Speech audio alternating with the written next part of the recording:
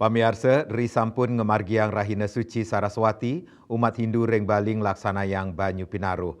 Dawa galah pitu semeng, pesisi Sanur Denpasar sampun kekosakin oleh kerama sane jaging laksanayang Banyu Pinaruh kesarengin kula warga.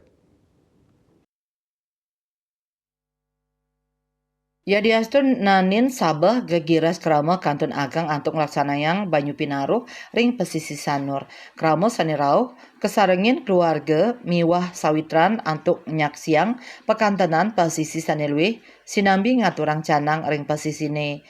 Bayu Pinaruh wantah pinaka upacara yadnya sane laksanayang ring sampun Rahina Suci Saraswati. Ring Rahina puniki umat Hindu mersihang tur nyuciang angge antuk ngaturang sembah pangubaktian kelanturang antuk mersihang angge nganggen toyo suci.